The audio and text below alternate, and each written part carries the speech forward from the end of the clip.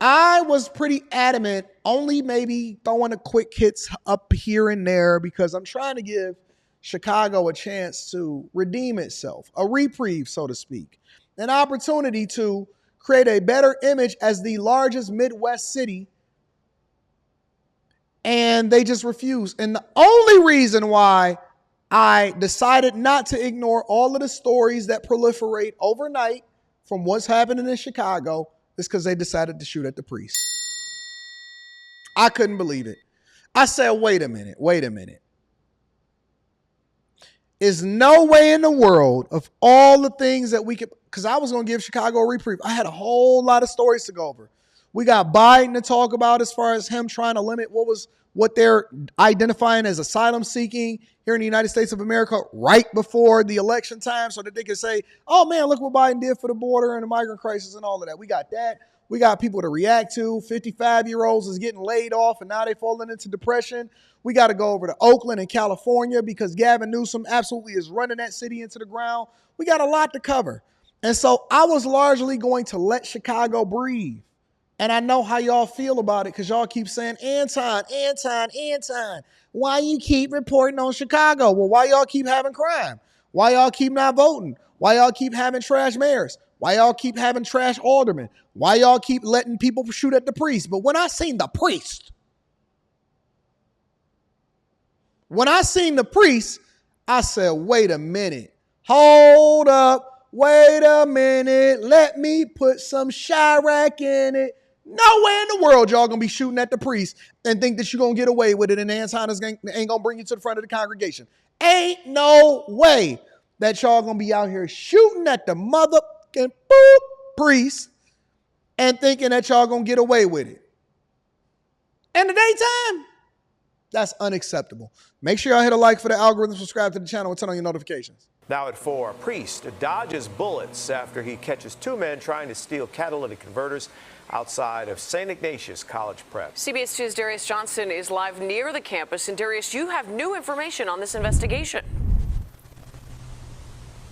Hey there, Marie. I can tell you that there were several cars in this parking lot last night, and sometime this morning there was a pair that tried to steal catalytic converters, and right now it's unclear if they got away with anything. Is it a high price that's going for catalytic converters? Because it's a lot of people stealing catalytic converters over in Chicago and shooting at people that catch them stealing catalytic converters. Let's continue. There are 2 holes in the door, that we can see. 2 bullet holes are left behind after 3 shots were fired during an attempted theft. This is not right that something like this could happen in broad daylight. And it's not even a matter of something like this happening. It's a matter of a young person valuing. Look at the cut. You see the cut right there? They learn more about criminal activity rather than just going to get a job or putting that same amount of effort into doing something conducive and constructive for their lives. If criminals put the level of dedication that they put into criminal activity into actually being productive members, you guys could be scientists. You could have a completely different life. A converter over a life. That's a problem. And what up, we have McCall? to address this as a city. What up, Kristen Yakar? Hartman is the Director of Communications at St. Ignatius College Prep. She's speaking to us on the behalf of Father Jeremiah Lynch, who is one of 15 priests that reside at this Jesuit residence. Father Lynch is... Let me just say this. I know that we like to get distracted a little bit, and I'm only going to get distracted a little bit more. It's a lot of S's on that priests, on Jesuits. It's a lot of S's. I'm trying to ignore it. But it's a whole lot of S's in that shh. It's a whole lot of S's in that shh. Jesuit priests. He's a rooted member of the community. He works at the Cook County Jail as the chaplain and, does wonderful work for our community. Just before 6 this morning, police say 2 men were trying to steal catalytic converters out of this parking lot at Taylor and Morgan Streets. Father Lynch was inside when he heard the noises and came to the door. He saw somebody under the car. He heard the noise and he said, "Hey, what are you doing?" And one of them, or both of them, I'm not certain of that, pulled a gun and started shooting. That's crazy. Shot 3 times. Bam, bam, bam. It's unclear if the priest was hit. He said that he had a little mark on his head. We're not sure if it's the bullet that grazed him, if a piece of wood cut him from the door. We don't know. What they do know is crime has gotten out of hand, leaving victims and others in this area on edge. He was certainly shaken. Certainly. All he did was what a lot of us might do. He saw something happening and he said, hey, what's going on? Which is why police in this district are advising those in the community to call 911 as opposed to trying to be the hero. Police say no one is in custody, nor have they provided a suspect description. We also reached out to the Chicago Police. Hold the messes. He's tripping over the messes, big dog. Let me rewind that a little bit. Say that again. Nor have they provided a suspect description. We also reached out to the Chicago Police Department to see if they have any statistics on catalytic converter thefts. They do not. That's the very latest here in University Village. I'm Darius Johnson, CBS 2 News. Shout out to Darius over there in Chicago, straight from Atlanta, trying to figure out what's going on with these catalytic converters. Y'all better stop shooting at the priest. I know that much. You better stop shooting at the chaplain out here in the street. Where's Mugo? Where is Mugo? And also breaking this morning, a Chicago police recruit is shot in the Lincoln Square neighborhood. The shooting happened on Gunnison Street near Tallman Avenue. CBS 2's Mugo Odigwe is at the There scene. she is. Hey, Mugo. What's up, baby? I see you. Mugo, if at any point you want to come on a Millionaire Morning Show and get your stuff off and get your thoughts off, you are always welcome to come on MMS. Shout out to Mugo Odigwe in the streets and the building. I see you, Mugo. They gave you a couple of days off for the weekend, baby.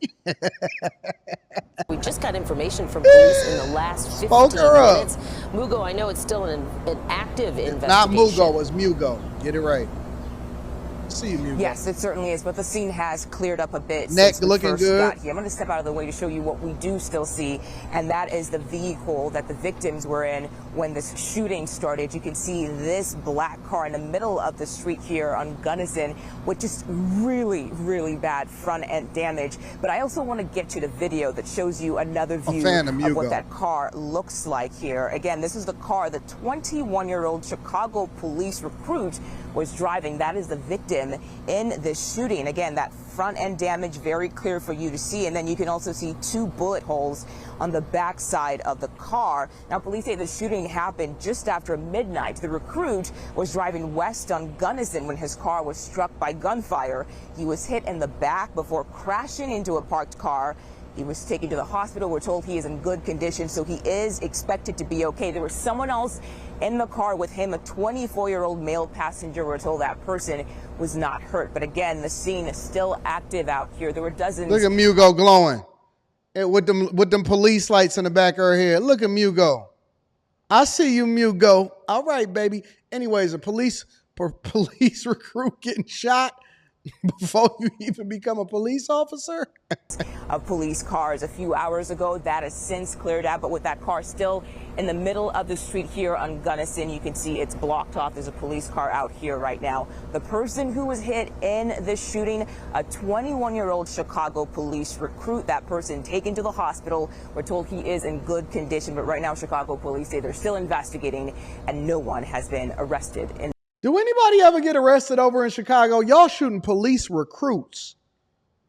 This may even be the beginning of his villain arc story. He may become Bruce Wayne over in Gotham City of Chicago. Does anybody ever get arrested over in Chicago? Or is everybody just walking around doing whatever it is that they want to do? Look, even couples that go out on date night in Chicago, this is all overnight. This is every single day. Every single day. Brandon Johnson keep telling us that there is large gatherings. And I know he going to get on these boys today because they shooting at the archdiocese. They're shooting at the archdiocese today. Brandon. A husband and wife attacked after going on a date in their Streeterville neighborhood Friday. Just as the sun was going down, the couple found themselves surrounded by teens. They were kicked, stomped on, and punched over and over again. Everything happened from behind us. First, someone approached him and hit his head, punched him in the head, and he looked back and he looked at me and told me, run. So he wanted to protect me. And as he followed me, he got attacked again, punched in the head again. Nina is talking about her husband. These are images from the attack that occurred Friday after 8:30 in the evening at Grand and McClurg. Nina didn't want to show her face, but did share these images. You see a chunk of her hair was pulled out. During our interview, her eye was still bruised. Her husband was viciously attacked, too, by a crowd that held him down. Nina says this wasn't a robbery, but the teens pepper sprayed her and kicked her in her stomach. She lost the 2-week-old fetus growing in her womb. Chicago police arrived on scene and quickly caught a 14-year-old male and a 17-year-old female. Both are charged with 1 count of misdemeanor battery. What kind of demons are running around in the cities? Jesus. Kicking chicks in the stomach, beating them up on date night, mollywobbing. They're not even trying to rob you. They're just pepper spraying you or beating the brakes off of you. Good God. They didn't steal anything. They say, like, we own the streets. We own the streets. You can't walk around. I was wearing like a nice dress and heels. Like, I was out on a date with my husband. We own the streets. And they dragged my dress on the ground and they said, like, we own these streets. You can't just walk around prancing in your little dress. And they were saying things that just didn't make any sense to me because they... You know, Jay-Z has had a verse or some lyrics that I absolutely agreed with. And he was basically saying, and I don't remember it right off the top of my head, but I remember when Jay was saying basically y'all banging for blocks that y'all mama don't even own or something to that effect. Like the whole logic of it is that y'all claiming and banging on streets and representing neighborhoods that y'all don't even own property in. So you telling me out of her mouth that she lost her 2-week-old baby that was growing in her stomach. Her and her husband got beat up because they were walking down the streets and they told them that you can't walk down these streets. We own these streets. And y'all keep telling me not to get on Chicago. There's no point to ever hold Chicago accountable. Man, where is these blackity blacks? Where is the big advocates? Where is the Hebrew Israelites? Listen, not just Umar Johnson, not just Black Lives Matters, not just Al Sharpton, not just Ben Crump. I want to see the Hebrew Israelites, all of these people that be mobilizing with they lampshades on and, you know, they shingles that's on the bottom of their dresses and their WWE belt that they wear and all of this stuff, and they're marching and they're always for the community. Where are these people at? Where are these people at? Where are all the ones that's saying that lives matters? Well, Anton, that wasn't a black woman. Okay, well, this is a black woman. How about we go here then? Because there's literally a litany of different stories that we can use to illustrate the example of what's going on over in Chicago and why these streets are being taken over. We begin tonight at 6 with a CBS 2 exclusive. Hey, you may have seen this hours-long SWAT standoff unfold here on CBS 2 this morning. The man at the center of it all on the run after police say he shot a mother and her 2 children. That mother now detailing the horror she lived through that night. To CBS 2's Marissa Perlman. We must warn you, this may be hard to hear and see. That had to be the most terrifying thing that I ever been through in my life. We met Antoinette Newsom, where she's been recovering from 7 gunshot wounds. I woke up to a gun in my face. She wants you to see what domestic violence did to her and her family. Madison police say this man, the father of 3 of her kids, shot her while she was sleeping. You see why I keep telling y'all to cut y'all hair? I don't want y'all to get profiled unnecessarily. She believes he snuck into her home, hid for hours, and attacked. My 2 babies was in the bed. And my baby got out and she said, "Mommy, please don't die." She didn't get pistol when she got shot. She survived physically, but she'll live with this forever. The 3 bullets in the chest they couldn't take out, so I have to keep that forever. She won't be able to use her arm properly again. Yeah, it was a bullet. She was also shot in the chin and head. Her 12-year-old son, Junior, heard the shots from the next room and tried to help her. He was shot too. Her daughter, 23, sleeping downstairs, was shot and beaten. To shoot kids, what type of monster are you? The suspect seen on surveillance running from their home with a gun in his hand. But this morning, almost 2 weeks after this nightmare in Roseland, Lander Coleman was spotted with a gun and engaged in an almost 10-hour standoff with the FBI, SWAT, and police. It's finally over. What do you think it took to get there? You. The power of the media.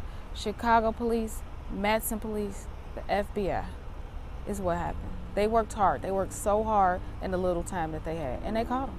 They caught him 2 days after we first showed you Wednesday what happened inside this home. Less than 2 days before the shooting, Newsom was granted an order of protection after what she calls years of domestic abuse. She says she tried to add their kids to that protective order, but a judge denied it, and Coleman was allowed to ask for parenting time. What would you say to other domestic violence victims, survivors? Never give up.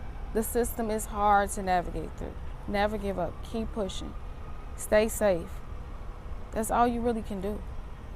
We're told Coleman is recovering at the University of Chicago with minor injuries. Newsom is one of 28,000 people in Cook County who filed for orders of protection in the last year alone. In the newsroom, Marissa Perlman, CBS 2 News. What does orders of protection ultimately do if a person can still come at you and get at you? And she had a whole lot of kids with this person. Y'all pray for Chicago, man. Pray for Chicago. Let me read.